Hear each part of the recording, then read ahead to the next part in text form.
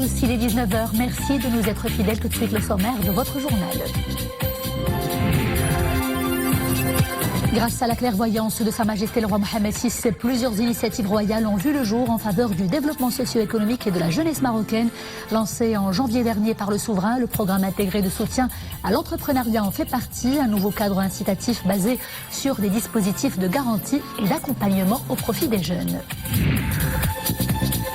Le coronavirus sévit encore chez nous. Considéré comme hautement pathogène, le virus inflige à ses victimes de sérieuses lésions au niveau des poumons, avec tout ce que cela implique comme difficultés respiratoires. Personne n'est à l'abri des affres de la maladie. Nous le verrons avec les images poignantes à la clinique de sécurité sociale de Tanger, où les cas en réanimation et en soins intensifs luttent pour survivre. Également au menu de ce journal, un reportage à Souq El-Had à Agadir sur l'ambiance des derniers achats à J-2 de Aïd al-Adha. Les épices, les fruits secs et les ustensiles de cuisine sont ultra prisés. La fièvre acheteuse ne se départit pas des gestes barrières anti-Covid-19. Bonsoir à tous. À l'occasion de la glorieuse fête du trône, Sa Majesté le roi Mohammed VI adressera ce soir un discours à son peuple fidèle. Le discours royal sera diffusé sur les ondes de la radio et transmis à la télévision à partir de 21h. Et à l'occasion justement de la fête du trône, Sa Majesté le roi Mohammed VI a accordé sa grâce à 1446 personnes, dont certaines sont en détention et d'autres en liberté. Selon un communiqué du ministère de la Justice, ces personnes se présentent comme suit. Les bénéficiaires de la grâce royale qui sont en détention sont au nombre de 1267 détenus, se répartissant comme suit. Grâce sur le reliquat de la peine d'emprisonnement ou de réclusion au profit de 323 détenus. Remise de la peine d'emprisonnement ou de réclusion au profit de 940 détenus. Commutation de la peine de mort en peine perpétuelle au profit de 2 détenus. Commutation de la peine perpétuelle en peine à temps au profit de 2 détenus. Les bénéficiaires de la grâce royale qui sont en liberté sont au nombre de 179 personnes, se répartissant comme suit. Grâce sur la peine d'emprisonnement ou son reliquat au profit de 39 personnes. Grâce sur la peine d'emprisonnement avec maintien de l'amende au profit de 8 personnes. Grâce sur la peine d'amende au profit de 120 personnes plutôt. Grâce sur la peine d'emprisonnement et d'amende au profit de 10 personnes. Grâce sur le reliquat de la peine d'emprisonnement et d'amende au profit de 2 personnes. Sa Majesté le roi Mohammed VI a reçu le jeudi 23 juillet 2020 une note du président du Conseil de la concurrence relative à la décision du Conseil sur les éventuelles ententes des sociétés pétrolières et du groupement des pétroliers du Maroc. C'est ce qu'indique un communiqué du cabinet royal. Boubkir Ben Ghabrit et les détails. Dans cette note, le président porte à la très haute attention de Sa Majesté le roi la teneur de la décision adoptée par la plénière le mercredi 22 juillet par 12 voix pour et 1 voix contre d'infliger une sanction pécuniaire d'un montant de 9% du chiffre d'affaires annuel réalisé au Maroc pour les 3 distributeurs leaders et d'un montant inférieur pour les autres sociétés. Sa Majesté le roi a reçu ce mardi 28 juillet 2020 une deuxième note du même président du Conseil de la concurrence portant sur le même sujet et par laquelle l'intéressé informe Sa Majesté le roi du montant des sanctions infligées aux distributeurs lors de la plénière du 27 juillet. Cette fois-ci, le montant est fixé à hauteur de 8% du chiffre d'affaires annuel, sans distinction entre les sociétés et sans aucune indication sur la répartition des voix. Le souverain a également reçu le 28 juillet 2020 une fiche émanant de plusieurs membres du Conseil dans laquelle ces derniers relèvent que la gestion de ce dossier a été caractérisée par des transgressions de procédure et des agissements de la part du président qui entachent la qualité et l'impartialité de la décision prise par le Conseil. À cet égard, les signataires évoquent les griefs suivants. Communication dommageable à l'examen de l'affaire et à la crédibilité du Conseil. Passage forcé au vote avant que le débat ne soit clos. Interprétation tronquée, violation de l'article 39 de la loi relative à la liberté des prix et de la concurrence. Opacité de la procédure d'instruction marquée par un partage sélectif des documents. Non-satisfaction des requêtes des membres en vue d'un examen équilibré des arguments avancés par les sociétés. Comportement du président qui laisse penser qu'il agit sur instruction ou selon un agenda personnel. Compte tenu de ce qui précède et au regard de la confusion qui entoure ce dossier et des versions contradictoires présentées, Sa Majesté le Roi, que Dieu l'assiste, fermement attaché à l'indépendance et à la crédibilité des institutions et garant de leur bon fonctionnement, a décidé la constitution d'une commission ad hoc chargée de mener les investigations nécessaires à la clarification de la situation et de soumettre à sa haute attention un rapport circonstancié sur le sujet dans les meilleurs délais. Le souverain a bien voulu désigner comme membres de la dite commission les hauts responsables suivants: les 2 présidents des chambres du Parlement, le président de la Cour constitutionnelle, le président de la Cour des comptes, Wali Bank al-Maghrib, le président de l'instance de la probité, de la prévention et de la lutte contre la corruption. La mission de coordination sera assurée par le secrétaire général du gouvernement. Grâce à la clairvoyance de Sa Majesté le Roi Mohammed VI, tous les grands chantiers de développement socio-économique sont axés sur l'élément humain et la très dynamique jeunesse marocaine. Plusieurs initiatives royales renforcent cette orientation, dont l'ambitieux programme lancé en janvier dernier par le souverain pour donner un souffle novateur à l'entrepreneuriat. Il s'agit d'un nouveau cadre incitatif et intégré basé sur des dispositifs de garantie, de financement et de capital investissement, mais également avec l'accompagnement des jeunes porteurs de projets. Medish Taibi, Samira Sban, Nourdil Wabani et Mohamed Ekshkar. Créer sa propre entreprise est une forte ambition pour de nombreux jeunes, et l'ambition qui se brisait sur un obstacle de taille, le financement bancaire. Jusqu'au 11 octobre dernier, le jour où Sa Majesté le Roi Mohammed VI invite, entre autres, le secteur bancaire marocain à s'associer à l'effort de développement national.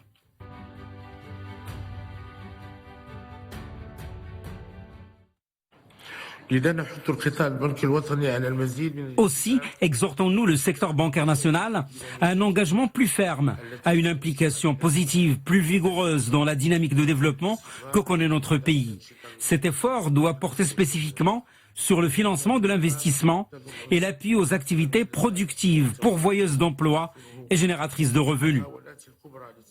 Dans ce même discours, Sa Majesté le Roi Mohammed VI invite le gouvernement et Bank al-Maghrib, en coordination avec le groupement professionnel des banques, à œuvrer à la mise au point d'un programme spécial, un programme d'appui aux jeunes diplômés et de financement des projets d'auto-emploi. Moins de 4 mois plus tard, le nouveau programme intégré de financement des entreprises, en particulier les très petites et moyennes entreprises, est présenté devant Sa Majesté le Roi Mohammed VI. Le souverain préside à cette occasion, ce 27 janvier, la cérémonie de signature de 3 conventions de mise en œuvre du programme, dont la création d'un fonds d'appui au financement de l'entrepreneuriat. Un fonds de 6 milliards de dirhams sur 3 ans, auquel s'ajouteront 2 milliards de dirhams, destinés principalement aux porteurs de projets dans le monde rural.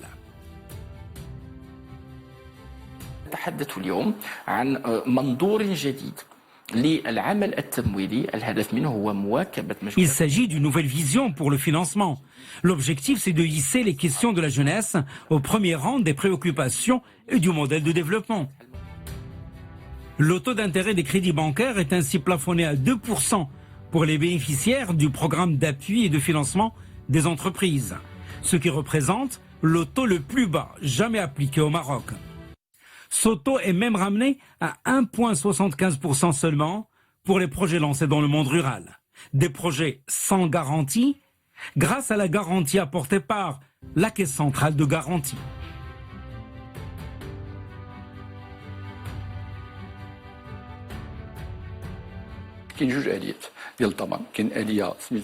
Il y a 2 mécanismes. Le premier s'appelle Intelaq, le deuxième Intelaq al-Mustatmir al-Qarawi.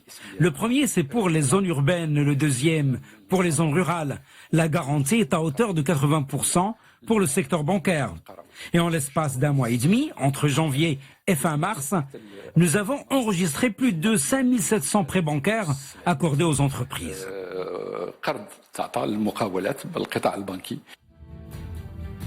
5700 jeunes entrepreneurs qui ont déjà bénéficié du programme d'appui et qui ont entamé leurs activités. Ce programme d'appui et de financement de l'entrepreneuriat ambitionne de créer 27 000 postes d'emploi par an à travers la création de 13 500 entreprises.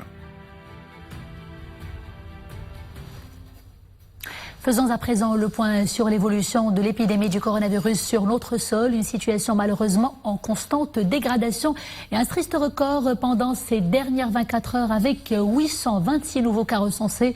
Ce nouveau bilan porte à 22 213 le nombre de contaminations dans le royaume. Côté guérison, on dénombre 59 nouvelles rémissions, soit 125 personnes totalement rétablies et un taux de guérison de 77,1%. Ces décès sont malheureusement à déplorer, soit un total de 334. Notez également 4 754 cas positifs, parmi eux 81 cas critiques ou graves.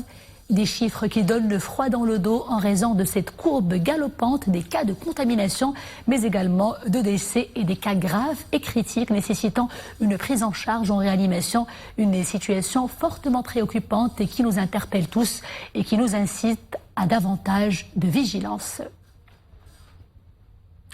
Considéré comme hautement pathogène, justement, le coronavirus continue donc de sévir, des vies emportées, des patients qui endurent d'insoutenables souffrances et d'autres indicateurs qui ont également viré au rouge.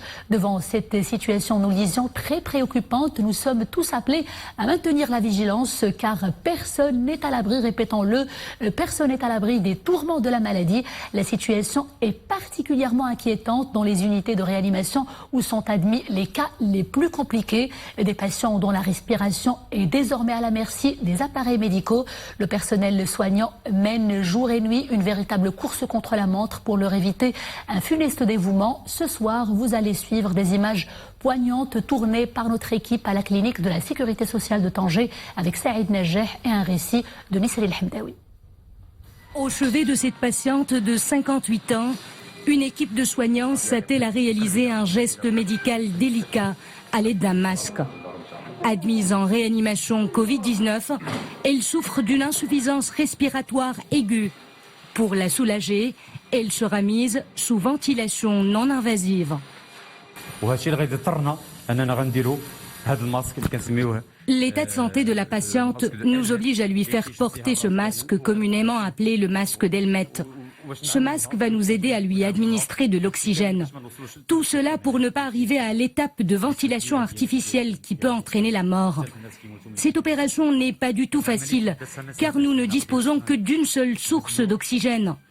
Le patient peut même frôler l'arrêt cardiaque si l'oxygène vient à lui manquer.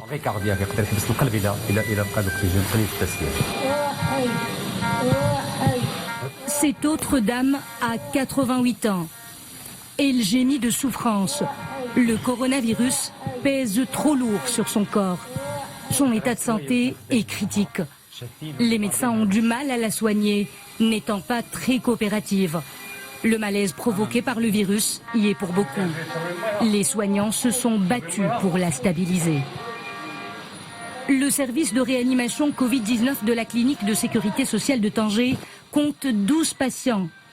Certains d'entre eux disent avoir enduré le pire. Ils ne sont pas encore au bout de leur souffrance. J'avais du mal à respirer. Maintenant, je vais mieux. Ce virus est loin d'être un jeu d'enfant. Les gens doivent rester chez eux et ne sortir qu'en cas de grande nécessité. Ils doivent porter leur masque. Ce coronavirus est dur à supporter. Je plains les soignants qui gèrent ce service.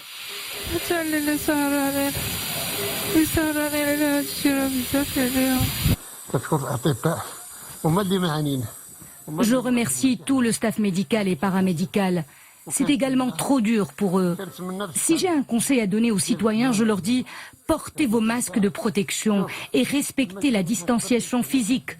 Regardez-moi, pour pouvoir me nourrir, je suis obligée d'ôter mon masque à oxygène et le remettre de suite pour pouvoir continuer à respirer. Mon état de santé est stable maintenant. Avant, j'étais admis au service de réanimation de l'hôpital Mohamed VI de Tanger pendant 15 jours. Par la suite, j'ai été transférée à cette clinique. Mon état de santé s'est nettement amélioré. Je remercie le staff médical mobilisé 24 heures sur 24.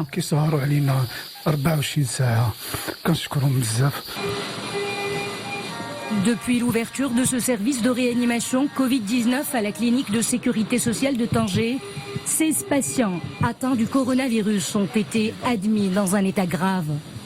4 d'entre eux ont dépassé cette phase critique, mais ils continuent de recevoir le protocole de soins nécessaire depuis leur chambre. En revanche, 7 patients sont en ce moment en soins intensifs. Des images très poignantes qui nous appellent à plus de prudence et d'engagement pour éviter ce qui pourrait s'avérer irréparable et gagner ensemble la bataille contre l'ennemi invisible qui est encore parmi nous.